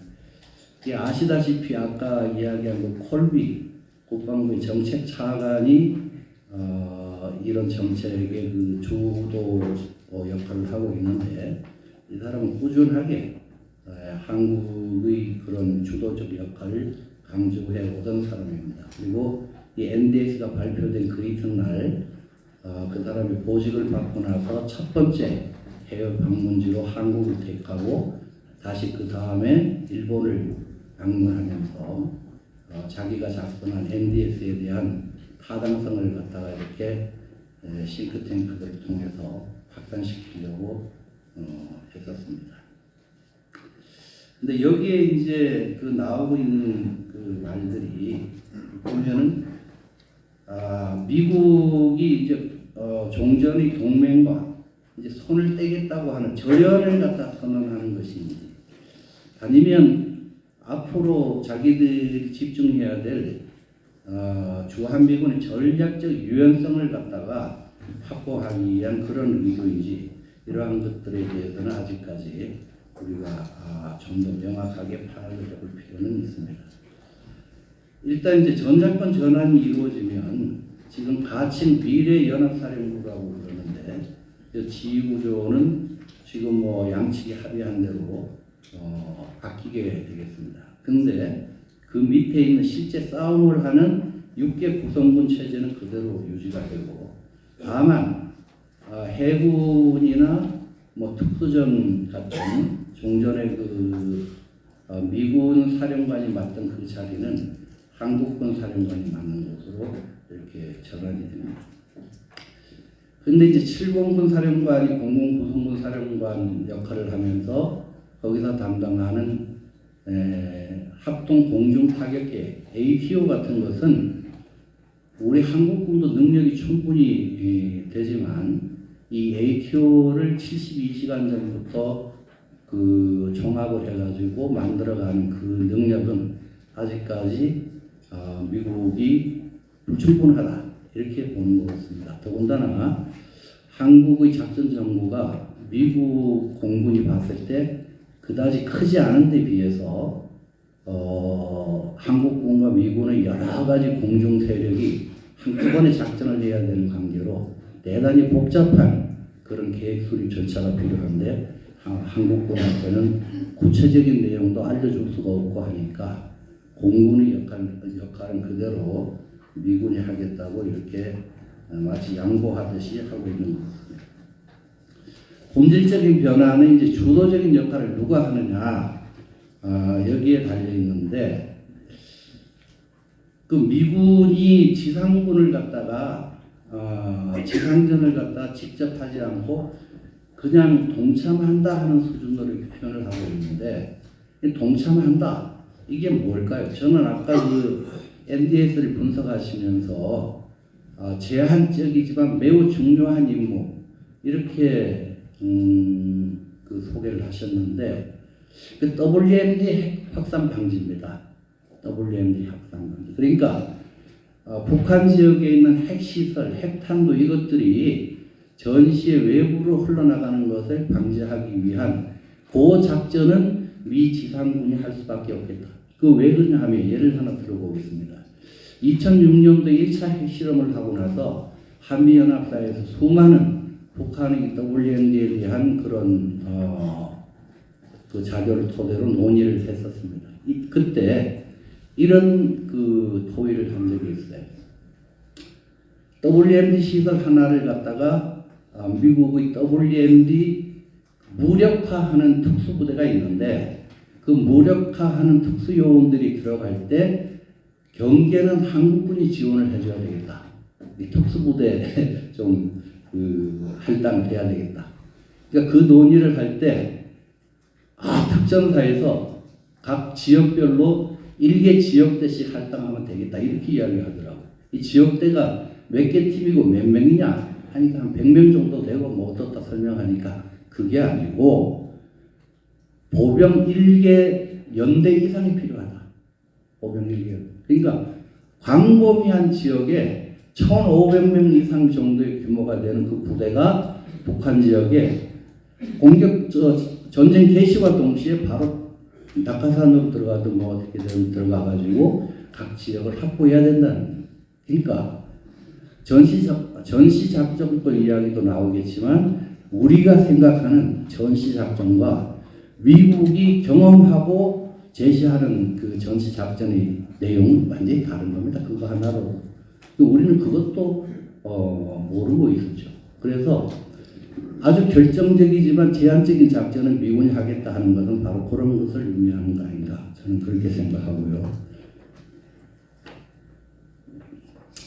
그 미군이 그러면은 전시작전권이 전환되거나 했을 때 어느 정도 여기 투입될 것인가 하는 것은 미래 연합사가 수행해야 될 전쟁 임무에 그 제공할 미군의 TP들을 보면 됩니다. Time Page Post Deployment List. 그러니까 부대 전개 리스트를 딱 보면 어떤 부대가 언제쯤 오겠구나 하는 것을 알 수 있습니다. 우리나라에서 이 미국이 전시에 전개하는 시차별 전개 목록을 최초로 번역했던 것이 1993년입니다. 1993년 그 제가 대대장을 마치고 연합사 지구사 기획장교로 왔을 때 그때 최초로 그 엄청난 그 양의 컴퓨터 자료를 미군이 넘겨줬어요. 그걸 번역을 쫙 해보니까 그때 이제 최초 나온 게 뭐 48만 명이 되고 4개 항모 전단이고 뭐 이런 것들이 쭉 밝혀졌던 거예요. 그 요것은 미국 수송사령부가 한국에서 전쟁이 벌어졌을 때 전개하는 각 개인부터 시작해서 부대까지 어디에서 탑재해가지고 어느 경로를 통해서 어느 항구로 들어오고 전방으로 그 전개를 시작한 지 C 플러스 며칠 만에 어떻게 이동하고 하는 것까지 구체적으로 나온 데이터입니다. 최초로 공개됐어요. 그것이 나중에 공개가 되면 미군은 대체로 어떤 역할을 하겠구나 하는 것을 우리가 아주 상세하게 알 수가 있습니다. 그 요즘 보면은 이제 그 전자권 전환과 맞물려 가지고 또 이제 유엔사와 관련되는 이야기들이 성동격서식으로 이제 나오고 있는데 느닷없이 비무장지대 그 출입 통제를 통일부에서 좀 해야 되겠다. 통일부 장관. 그 택도 이것도 그 어떻게 보면 좀 우리가 흔히 듣던 이상한 정설 중에 하나입니다. 이거는 유엔사가 가지고 있는 독자적인 정정관리 체제를 갖다가 약화시키거나 붕괴시킬 수 있는 그런 내용으로 저는 해석이 됩니다. 상당히 경계해야 될 그런 내용입니다. 다음 이제 주한미군 위상변화와 전략적 유연성에 대해서는 이거 이미 다 아시다시피 주한미군은 원래부터의 북박이가 아닙니다. 그냥 우리 한국에 주둔하는 미군일 뿐이지 주한미군 그러니까 한국군 플러스 주한미군이 우리 평시 전투력이다. 이렇게 생각하고 있었던 것은 오해입니다. 그 사람들은 오산기지를 통해서 자기들 마음대로 들락날락거리고 미 국회에서 28,500명으로 못 박아 있지만 지금 현재 몇 명이 실제 여기 주둔하는가 하는 것은 한미연합사에서 그걸 직접 담당하는 우리 전담 간부도 모릅니다. 그래서 주한미군을 갖다 해석하는 것 그 자체는 잘못됐다라고 보고요. 주한미군은 그 앞으로 전작권이 전환됐을 때 또 그 주한미군의 역할을 갖다 바꾼다고 하는 것이 합의가 됐을 때 어떻게 될 거냐? 우린 전부 다 줄어들 것이다라고 보수적으로 상당히 그 나쁘게 보면 늘어날 수도 있지 않겠습니까? 왜? 캠프 홈플리스라고 하는 것은 최초에 만들 때 48,000명 수용이 가능한 기준으로 만들어졌습니다. 그게 48,000명이 수용되고 가족도 생활할 수 있고 거기서 사격부터 시작해서 모든 MWR 소위 뭐 복지시설까지 다 갖춰진 기준으로 그렇게 만들어졌습니다. 지금 거기를 가보시면 그 비워져가지고 관리가 안 되는 시설들이 그렇게 많습니다. 이 전 세계를 통틀어서 주한미군 사령부가 사용하고 있는 캠프 험프리스가 가장 현대식이고 그 모든 서비스가 잘 갖춰져 있는 그런 지역인 것을 갖다가 미군이 포기하겠습니까? 여기 주한미군이 주둔하는 데 대한 방위비가 정액되면 될수록 미군들은 거기서 거주하는 것을 좋아할 것이고 미국이 동북아 전략을 구사하는 허브로서 그 지역은 운용될 수 있습니다. 근데 축소된다고 그러면 축소되면은 현재 있는 그 22,000 중에 주력이 되는 미 2사단의 1개 여단은 어디로 갈 것 같습니까? 일본 어느 기지도 갈 수 있는 데가 없습니다. 우리만큼 일본 그 각 지역의 주민들도 미군들이 증원되는 것을 갖다 상당히 거부하고 아주 문제가 많습니다. 그래서 어디 갈 데가 없다. 대만 미국의 대중국 정책이 대만에는 미국의 군사력을 주둔시키지 않는다 하는 것이 미국의 대중국 그 마지노 정책입니다. 다만 연락단을 파견하고 워게임을 할 때 통제단을 파견하고 기술 지도를 하고 하는 것 정도는 하고 있지만 거기에 군사력을 주둔시켜 가지고 중국을 절대적으로 자극하는 것은 하지 않습니다. 중국의 하나의 국가 정책을 갖다가 존중한다는 게 국가 방침이고 국가 이익이기 때문에 그렇습니다. 전작권 그 전환과 관련해서는 그 전작권이 전환되게 되면은 여러 가지 변화가 생기겠지만 가장 그 중요한 것은 그동안 100으로 싸우면서 50을 주한미군이 담당하고 우리 한국군이 50을 담당해 왔다면 증원되는 미군이 10을 담당하게 된다 할 때 나머지 그 40을 어떻게 채울 것인가 이걸 고민해요. 나머지 40. 11명이 뛰는 축구 경기에서 공격수 3명과 방어 1명, 4명 빼고 뛰는 전투를 갖다가 어떻게 할 것인가 그 축구 감독은 고민해야 된다는 겁니다. 그렇게 하지 않고 그 세계 군사력 5위이기 때문에 자주국방을 할 수 있다라고 하는 식으로 생각한다면 큰 오산이다. 지금 전 세계 어느 국가가 공신력을 갖춘 군사문제연구소에서 발표하는 자료 중에는 각국의 군사력 우선순위를 발표하는 게 없습니다. 그 대통령께서 이야기하시고 뭐 하는 세계 군사력 그 순위에서 우리가 5위라고 하는 그것은 그 회사 글로벌 파이어 파워라고 하는 그 회사 자체 사이트를 들어가 보면 미국에 정확하게 어디에 소재하고 있고 매출이 얼마고 세금을 얼마 내는지 그것도 전혀 안 나옵니다. CIA에서 매년 팩트북이라고 하는 것을 발간합니다만은 그 팩트북 내에는 각국의 군사력에 대해 가지고 다 나옵니다. 전투기가 몇 대고 뭐 함정이 몇 대고. 그러나 한 번도 군사력 그 우선순위 1, 2, 3, 4, 5 해가지고 낸 적이 없습니다. 왜냐하면 군사력이라 하는 것은 단순히 장비 숫자로만 가지고 카운트되는 게 아니기 때문에 그렇습니다. 글로벌 파이어 파워에 우리 한국군이 군사력이 세계 5위다라고 하는 결정적인 잘못은 뭐냐 하면 1960년대에 만든 군함 한 척이나 작년에 준수한 군함 한 척이나 똑같이 1로 카운트해서 계산하고 있다. 그런 걸 가지고 핵을 가진 북한을 상대하면서 군사력 5위다 이렇게 이야기하고 거기에 따라서 뭐 국민을 안도시키고 이렇게 하는 것은 그것은 저는 잘못된 것이다. 그렇게 말씀드리고 싶습니다.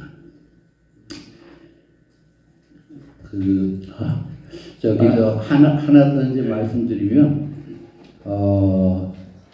지휘권이 이제 전환되는 문제에 관련해서 여러분들 그 오케스트라가 세계적인 오케스트라는 한 100여 명으로 구성이 됩니다.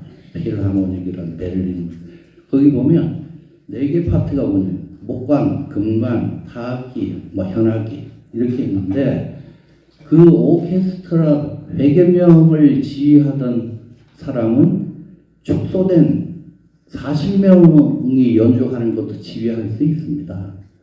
그런데 40명 정도를 가지고 지휘하던 사람이 100여 명 정도가 감당해야 될 것을 지휘할 수는 없습니다. 그리고 그것은 그 사람의 능력에 따라 가지고 임무를 맡기고 선발을 할 뿐이지 국적이 어디냐 뭐 이런 것 가지고 따지지 않습니다. 우리나라 정명훈이가 이탈리아 스칼라 극장의 지휘자를 맡고 있지 않습니까? 그런 겁니다. 우리 한국에도 외국인이 와가지고 우리나라 오케스트라 지휘를 맡고 있는 데가 상당히 많이 있습니다. 이런 차원에서 이해를 하시면 좋을 것 같습니다. 제가 그냥 경험에서 나온 이야기를 말씀을 드렸습니다. 감사합니다. 지금까지 이제 그 전작권 중심으로 많은 얘기를 해주신 것 같아요. 저는 그래서 오늘 저한테 부여받은 임무는 어떤 북한 입장에서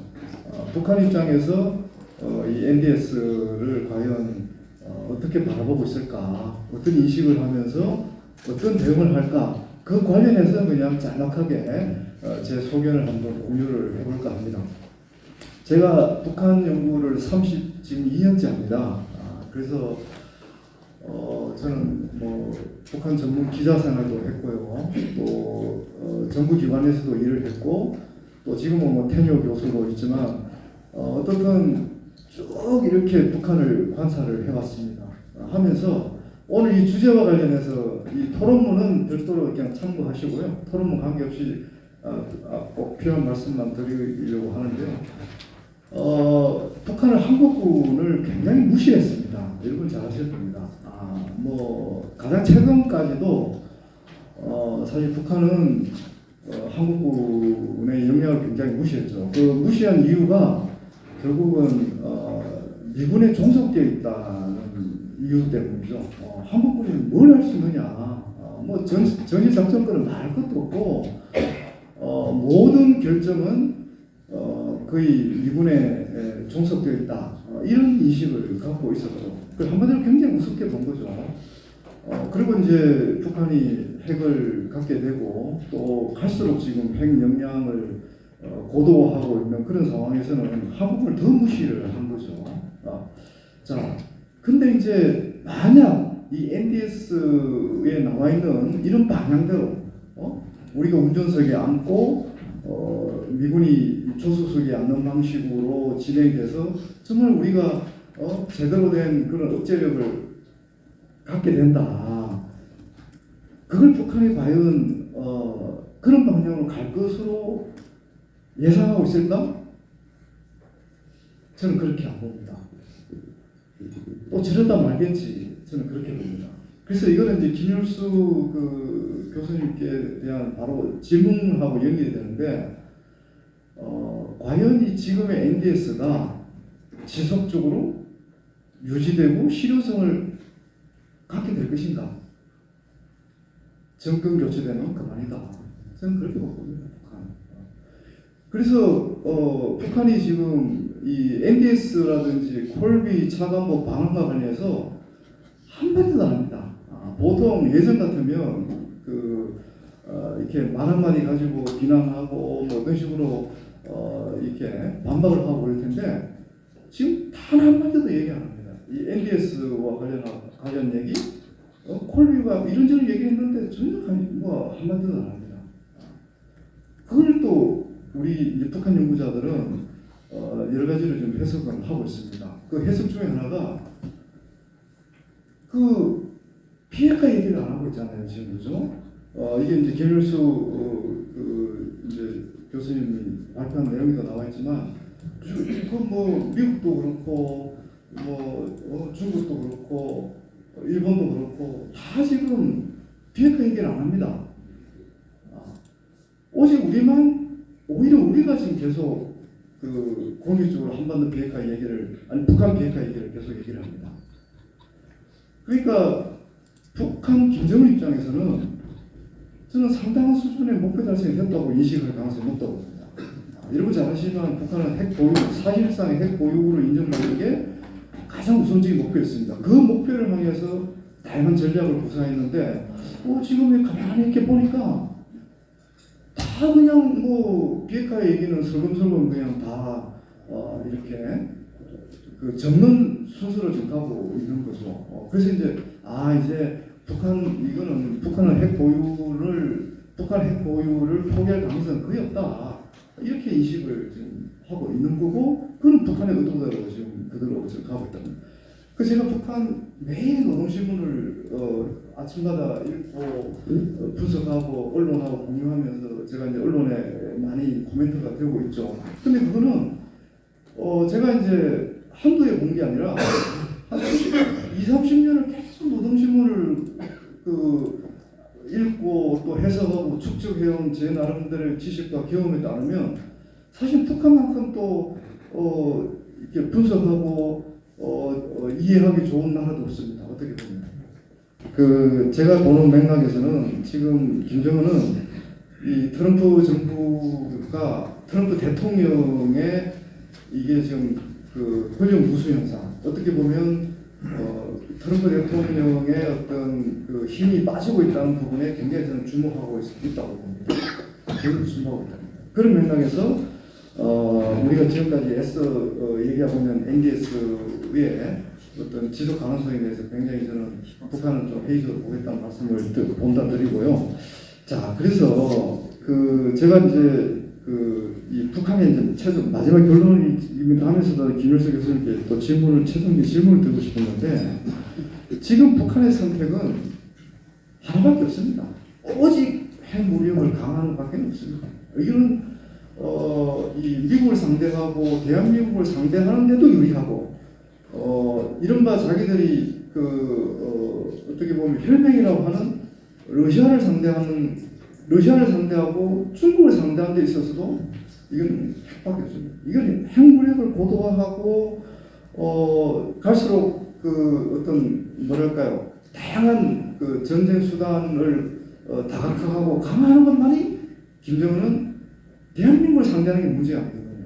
미국을 상대하는 게 문제가 아니라고 봅니다. 제가 북한 연구자로 보면 중국과 러시아를 상대하는 것도 상대하는 데 있어서도 이게 핵무력 고도화가 절대적으로 필요합니다. 그런 맥락에서 북한의 선택은 자고 우면할 필요가 없는 겁니다. 오직 핵무력 고도화밖에 없는 겁니다. 그런 맥락에서 우리는 북한을 봐야 되는 거고, 지금 주변 국가들을 보면요, 일본하고 중국 간의 군비 경쟁, 이것도 지금 북한은 굉장히 주목을 하고 있습니다. 사실. 제가 이제 북한 문헌을 가지고 연구하는 입장에서 보면 지금 일본이 다카이치 내각이 이제 이번에 중요 선거에서 아주 대선을 했죠. 대선을 해서 핵무장이 저는 핵무장 가능성이 점점 높아질 거라고 보거든요. 그리고 일본과 중국 간의 군비 경쟁 격화. 지금 북한은 이걸 보고 있습니다. 제가 보는 관점에서는 북한은 지금 일본하고 중국 간의 군비 경쟁, 그리고 일본의 핵무장, 그걸 지원하는 미국, 이걸 지금 보고 있습니다. 제가 순전히 북한 문을 보는 입장에서, 분석하고 연구하는 입장에서는, 그러면 북한은 지금 남한을 보는 게 아닙니다. 남한이 전작권을 가져갈, 전작권을 실질적으로 행사할 거라고 보지도 않고, 그 가능성에 대해서는 제가 보는 북한은 그거는 전혀 염두에 두지도 않습니다. 결국은 이 일본과 중국 간의 군비 경쟁, 그러면서 지금 북한이 이 핵 전략을 구상하고 있다고 보는 건데, 자, 그러면 우리 입장에서 우리가 지금 어떤 선택할 수 있는 게 뭘까? 전략적 선택이 뭘까? 이런 부분에서 보는 건데, 저는 그렇게 보는 겁니다. 지금 실질적인 억제, 우리가 가질 수 있는 실질의 억제는 뭘까? 우리의 형식적인 예를 들면 뭐 전시작전권을 우리가 가져오는 거, 이거 어떻게 보면 형식적인 문제라고 보거든요. 실질적인 전쟁 억제력이 뭔가에 주목해야 한다고 저는 봅니다. 그러니까 그 실질적인 억제력이라는 것은 사실은 북한이 가지고 있는 근본적인 취약점, 정권을 유지하는 것, 그리고 정권을 유지하기 위해서는 핵 억제를 가질 수밖에 없는 것, 핵 억제가 갈수록 고도할 수밖에 없는 이런 구조적 환경, 그걸 이해하면서 우리가 어떻게 대응하느냐에 초점을 맞춰야 되지, 뭐 여러 가지 형식적 변화들, 정책적 변화들, 제가 북한을 33년째 연구하는 북한 연구자라고는 북한의 핵 전략 또는 체제 보위 전략은 이런 형식적인 변화는 저는 아니라고 보고 있습니다. 하여튼 그런 맥락에서 우리 김효수 교수님도 그런 제 의견에 대해서 어떻게 생각하시는지를 마지막으로 여쭤보고 제 토론을 이렇게 마치려고 합니다. 예, 감사합니다. 한반도 안보의 큰 전략적 함의를 가진 주제 관련해서 시의적절하고 의미 있는 그 세미나에 초대해 주셔서 감사드립니다. 제가 맡은 주제는 말씀 주신 대로 제1도련선에 대한 집단 방위인데요. 아무래도 이제 국방 전략서부터 좀 말씀드리는 게 좋을 것 같습니다.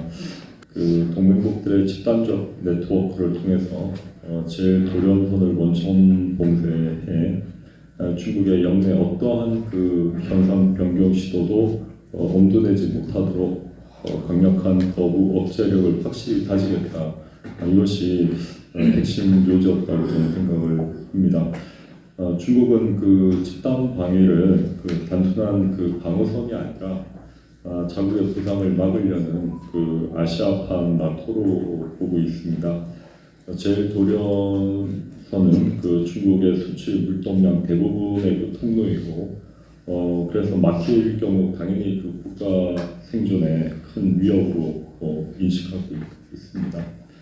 또 대만 문제에 대한 그 국제 개입을 제도화하고 분쟁의 다자화 시도라고 보고요. 때문에 그 NDS가 중국 관련 일부 좀 톤다운하는 좀 유화적인 제스처를 취했다고 해도 이것을 중국 압박 기조의 어떤 변화 이렇게 보지는 않습니다. 중국에게는 이제 그 공세가 최선의 방어이고요. 제1도련선을 돌파하기 위해서 A2AD 역량을 강화하고자 합니다. 또 미군 전개 이전부터 미 해공군 접근을 차단하고자 하고요. 회색지대화하고 또 항구나 폭격기를 동원해서 제1도련선의 그 실효성이 없음을 증명해 보이려고 할 것입니다. 그 작년 연말에 나왔던 그 미국 방부 중국 군사력 보고서에 따르면 중국은 2027년까지 세 가지 전략적 능력을 확보하려는 것으로 전망하고 있습니다. 세 개의 목표는 첫 번째는 미국이 개입하더라도 대만을 반드시 무력 통일할 수 있는 능력. 그 두 번째는 미국에 대한 그 핵, 우주, 사이버 영역에서의 군사적 우위 확보. 세 번째는 일본, 한국, 필리핀 등의 그 동맹국들의 군사 개입 억제입니다. 중국은 인태 지역에서의 군사적 주도권을 장악하고 또 미국이 개입하지 못하도록 개입 능력 무력화를 추구하고 있어서 나중에 향후에 미중 군사 경쟁은 아마 수십 년간 지속될 거라고 전망하고 있습니다. 결론 부분은 또 이렇게 전망하고 있는데요. 미중 간의 그 전쟁 여부는 양측의 선택과 행동에 달려 있고 미국이 충분한 억지력을 유지하고 동맹 네트워크를 견고히 한다면 중국은 행동에 신중할 것이다. 반대로 미국이 의지와 능력에서 약점을 보이면 중국은 기회로 인식할 것이다. 불확실성 속에서 대만 해협을 둘러싼 긴장은 지속될 것이고 또 전면전의 위험은 항상 상존하고 있다. 이렇게 보고 있습니다. 이런 그 미중 간의 그 제일 돌연선 공방과 관련해서 저는 한 몇 가지 생각이 들었습니다. 한 9가지인데 첫 번째는 그 제일 돌연선에 놓인 국가들의 그 안보 협력 수준이 어느 정도인지입니다.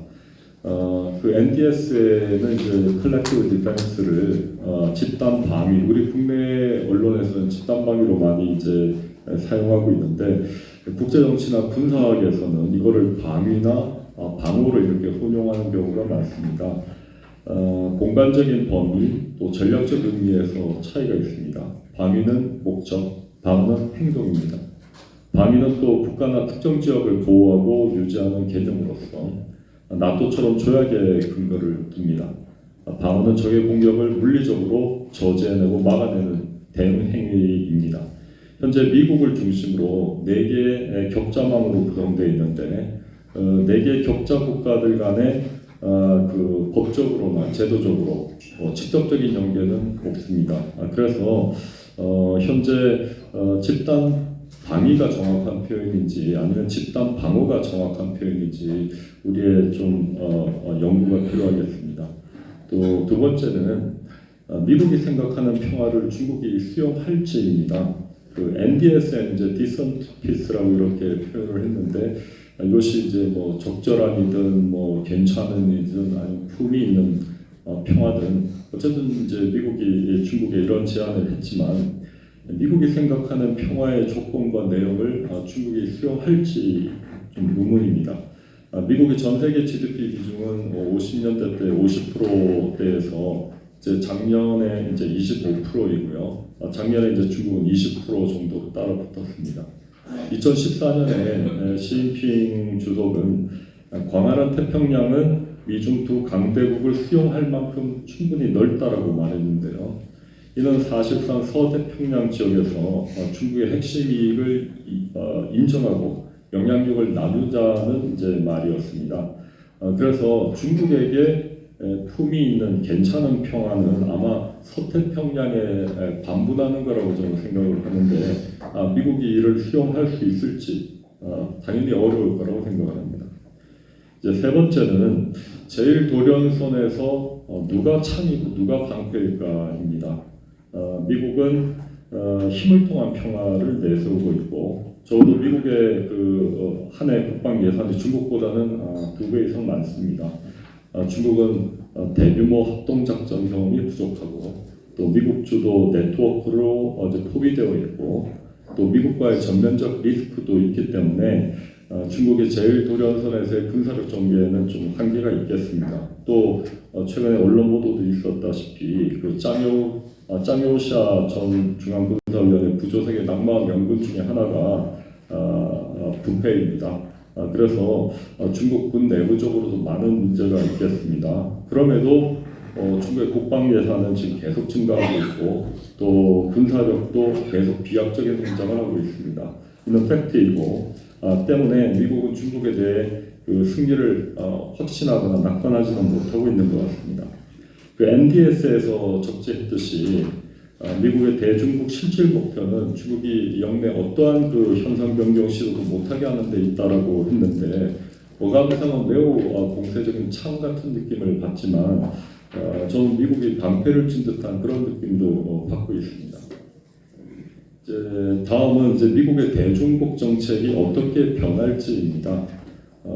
이제 작년 NSS의 국가안보 우선순위에서 이제 중국은 언급되고 있지 않습니다.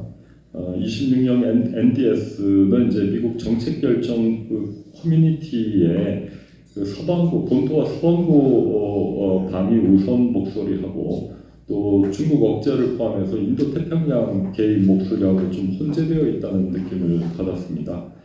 트럼프 안보 전략의 최우선 순위는 본토 방어, 또 서방구 전역, 중국 견제가 이제 다 이렇게 들어가 있는데 만약에 그 트럼프의 그 마가 외교만 포함한다, 마가 외교만 이제 우리가 본다면은 사실 중국 견제 부분은 빠져야 될 수 있습니다.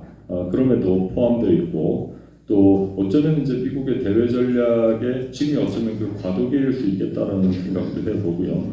어쩌면 앞으로 미국, 중국, 러시아의 그 글로벌 3대 세력 권역으로 나뉘는 것은 아닌가 이런 상상도 해보게 됩니다. 그렇게 되면은 그때 제1도련선의 그 위치, 성격 이런 것은 어떻게 변하게 될지 예견하기 어렵습니다. 이제 다음은 그 제1도련선에 참여하고 있는 국가들의 그 집단 방위가 미국이 생각하는 만치의 그 효과를 잘 낼 수 있을지입니다. 그 도련선 국가들 간의 연결 이유는 여기가 이제 중국이 통제하게 되면 영내 국가들의 경제 또 항행 자유 이런 데 엄청난 이제 위협이 되겠죠. 그러나 이제 또 한편으로는 개별 국가들마다 이제 중국과의 경제적 상호 의존도가 또 다 있고 또 한일처럼 또 과거사나 또 정치적 불신 이런 것도 자리하고 있습니다.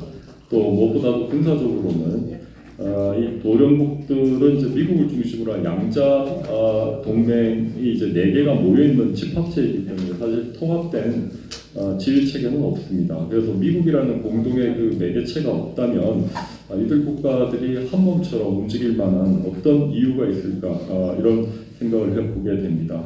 또한 지금 이제 미국이 중국에 아주 우세하거나 이제 군사적 균형상 또 아니면은 동맹의 참여로 적어도 백중세가 유지될 때는 여전히 집단 방위가 유지될 수 있겠으나 만약에 중국이 점점 우세해질 경우 이 지역의 집단 방위가 내부적으로 동요될 수도 있겠다라는 생각을 해봅니다. 이제 그 다음에는 이제 미국 리더십에 대한 그 불안감이 어느 정도일지입니다. 트럼프는 분명히 일하는 리더가 많습니다. 원래 우리가 있는 조직에 조용한 것이 꼭 뭐 조용한 것이 그 좋은 리더십인지는 잘 모르겠습니다. 그런데 어쨌든 그 전 세계 질서의 구조적 변화를 지금 가져오고 있는 것은 이제 분명한 사실이고 조지 슐츠 전 국무장관의 그 말을 빌리면은 트럼프는 어떤 의미에서든 국제 질서에 큰 변화를 가지고 있는 조경사가 맞겠습니다. 정원사보다는요. 또 그 NSS의 그 서문에 보면은 미국 전략이 길을 잃었다라고 했는데 트럼프는 이 미국의 길을 이제 자기가 보여주겠다라는 거고요. 또 그렇지만 이제 믿을 만한 몇 국가들만 데려가겠다, 몇 지역만 데려가겠다라는 것이죠. 그 전에는 이제 동맹 그러면은 가치를 기준으로 가치를 기준하는 것이었는데 이제는 데리고 갈 만한 물질적 가치가 있는 국가들만 데려가겠다는 것이 트럼프의 생각인 것 같습니다.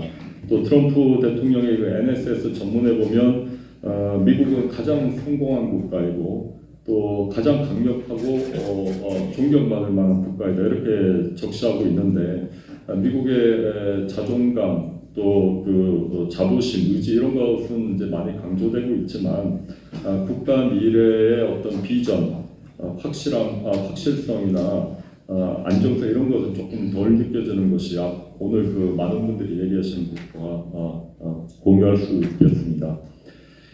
이제 다음으로 미국이 혹 제2도련선으로 후퇴할 가능성은 없는지입니다. 현 시점에서는 미국이 제1도련선에서 후퇴하지 않을 것입니다. 물러나는 순간 이제 미국은 더 이상 초강대국이 아니게 됩니다. 또 제1도련선을 내주면 좀 미국 안보에 더 큰 비용을 초래할 수도 있고요. 또 한국과 일본이 핵무장을 선택할 가능성도 높아지고요. 따라서 이번 NDS는 미국이 이런 후퇴를 하지 않기 위해서 동맹의 힘이 절대적으로 필요하다는 신호를 보낸 것으로 이해합니다. 그러나 만약에 중국의 그 A2AD 능력이 더 강력해져서 미국의 제일 돌연선 진입이 어려워지거나 이렇게 되면 아마 역의 균형의 목소리가 힘을 얻을 수 있다고 생각을 하고요. 또 미 국내 정치 상황 변화로 인해서 또 후퇴 가능성을 완전히 배제하기는 어렵겠습니다. 이제 그 동맹의 성격은 변할까 이런 생각도 해보았는데요. 미국이 동맹국에 더 많은 방위비 분담과 군사적 역할을 요구하면서 동맹국들 사이에는 이제 반개 가능성을 상당히 두려워하고 있습니다. 미국 우선주의와 또 동맹의 그 거래적 접근이 지금 계속 전망되는 상황에서 미국의 뜻대로 이 도령 국가들이 일사불란하게 중국 공세에 적극적으로 참여할지 또 이 참여하고 있는 국가들의 그 집단 방위에서의 그 군사적 역할 또 경제적 분담 의지를 계속 유지할 수 있을지 사실 의문입니다. 또 동맹이라고 하면 그 가치와 희생을 많이 우리가 생각해 왔는데 동맹의 정의와 형태가 앞으로 계속 변할 것 같습니다. 트럼프 이후에 미국의 그 양자 다자 동맹 관계가 그때 달라질 수 있겠다. 가치 중심에서 의제 중심으로 가서 거래 형태로 나타날 수 있겠다라는 생각을 해보았습니다. 이제 마지막인데요. 그 한국의 선택지는 무엇인지입니다. 한국은 지금 제일 돌연선 안에 사실 이제 섬처럼 이렇게 떠 있습니다. 그러나 이제 우리의 가장 중요한 것은 이제 한반도 방위이고요. 이번 NDS는 사실 한국에 대한 미국의 속내를 좀 보여주었다고 생각을 합니다. NDS는 한국이 그 제일 돌연전에서 또 그 대만 유사시 어떤 식으로든 그 역할을 하기를 원한다는 메시지를 던지고 있고요. 미국 국방 순위에 더욱더 부합하는 상호 이익이 되는 동맹 관계를 구축해야 된다고 말하고 있습니다. 미국이 이제 중국에 집중하기 위해서 한국이 한반도 방어를 더욱 확실히 해주면서 또 추가적으로 대중 견제에 참여해주기를 원하고 있고요. 그럼 이제 한국의 선택지는 무엇일까? 동맹으로서 대중국 전선에 우리가 빠질 수 없다면 그럼에도 중국과의 아주 대립적인 관계를 치닫지 않게 하는 방법은 무엇일까? 이것이 사실 오늘 회의에 제가 이제 준비를 하면서 계속 들었던 생각인데 계속 우리의 올해 고민이기도 합니다. 그래서 이런 전략적 딜레마에 대해서 다 같이 생각해 보았으면 합니다. 이상으로 제 토론 마치겠습니다. 감사합니다. 네, 아주 좋은 토론 감사합니다.